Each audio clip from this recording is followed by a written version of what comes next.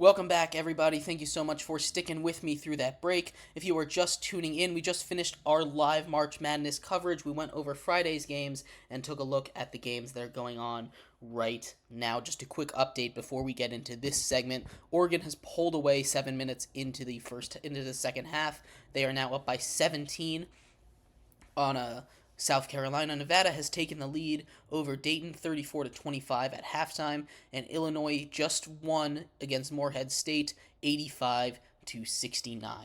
But like I was saying, we are going to be talking about baseball now. Shohei Ohtani, star of baseball, stud, has gotten himself into a scandal that I haven't really heard be too publicized because it's a little complicated. Initially, it was reported. We'll get into all that in just a second. But before we do, remember that if you would like to be an even bigger part of the show than you already are, all you need to do is go to gsmcpodcast.net. Again, that link is gsmcpodcast.net. Leave a tip or donation with a message. It'll pop up on the bottom of the screen there. We'll have a little discussion about what you had to say for you, me, and everybody else around the world to see. We appreciate anything that you do give. Once again, that link is gsmcpodcast.net. But like I was saying, we are going to talk about Shohei Ohtani in this segment. It's an insane story. I don't know what you guys have heard about this, so I'm going to just take it from the beginning, and then we'll do a little bit of a breakdown of what I think and what should happen in this situation. So, for those who aren't aware, Shohei Ohtani, probably the best baseball player in the world right now, just signed a fresh $700 million deal. He is Japanese, so he has a translator with him who translates. Obviously, that's his job. He speaks Japanese. Shohei Ohtani speaks a little bit of English, but having a guy that speaks Japanese is a little comforting. You can speak your home language with someone, and he can speak better English than Shohei Ohtani can. So he's been his translator for however long he's been in the MLB for. I think it's been like 6 years at this point. His name is Ippei. Ippei on Tuesday was fired, and it was alleged that he took $4.5 million from Shohei Ohtani to help pay off illegal gambling debts. So he was fired, kind of unceremoniously. It seemed like it was all wrapped up then.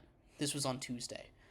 Yesterday, story developed a little bit more. They are in South Korea. They are playing in the Seoul series, and it comes out that the wire transfer is in Shohei Ohtani's name. He transfers millions of dollars directly to an illegal sports book. And now there's a bit of controversy. Shohei Ohtani hasn't said anything. His former translator has already basically admitted to everything. He said, yeah, I did it. So maybe they're in on this together, but it's still kind of swept under the rug a little bit. This report, and then the gambler, or the person that runs the illegal sports book that the money was sent to, is saying that Ohtani bets with him right from his mouth as a kind of marketing thing, saying, oh, you guys can trust me. Shohei Ohtani, the greatest baseball player in the world, he bets with me. So is Shohei Ohtani betting? And gambling has a weird connotation has a super bad connotation in sports. Baseball especially, where it has a long history. You think of a guy like Pete Rose, who is practically barred from the Hall of Fame. He's banned from baseball because of a gambling scandal, as well as a couple other things.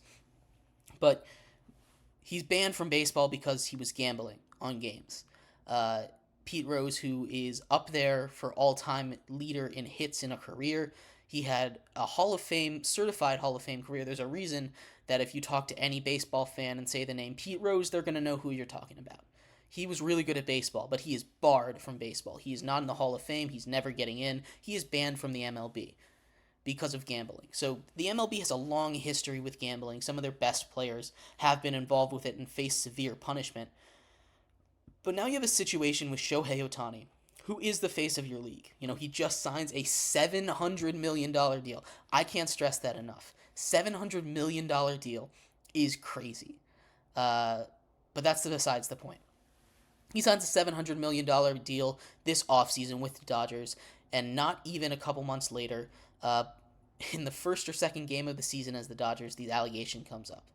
And his translator kind of takes the fall. And it's up to you. Again, not all the evidence is out there. They're still doing informal investigation into it. But Shohei Ohtani has not really been able to take, has kind of gotten away scot free on this. And a lot of people are saying, why are you letting him go? And it would kind of fit the MO of the Major League Baseball regime under Rob Manfred. Rob Manfred, who is the current commissioner of baseball. Rob Manfred, who has not done a very good job, to say it nicely. He has not been a very good commissioner. There's been a lot going on there. He dealt with a lot of scandals in not the best way. He kind of just did a slap on the wrist for the Astros. He went hard on a lot of players for a lot of other things. People do not like Rob Manfred for the way he runs baseball. He is stepping down at the end of his contract, thankfully. But the way that I'm looking at this situation, and there's still evidence to be found. Evidence is still coming out in this, but right now it doesn't look good for Shohei. Right now it looks like Shohei has a gambling problem, which you can't have in sports. Like, I understand here in the media nowadays, and I've talked about this a little bit, but I'm not going to get too into it.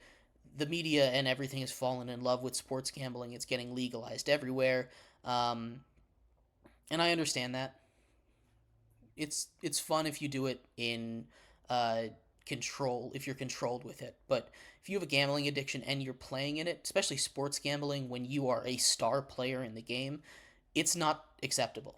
And there's a reason that punishments are so harsh. There's a reason Pete Rose is banned forever from baseball, because you can't fix games. It ruins the integrity of your sport. And if your sport has no integrity, especially a sport like, if your sport has no integrity, it's going to lose what makes it a sport.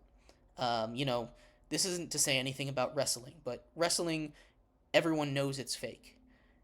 But if you could, and you can gamble on wrestling still, but we know it's fake. Imagine if the CEO, I know the CEO stepped down or got replaced, but imagine if Roman Reigns, who is gambling on wrestling, he knows what's going to happen.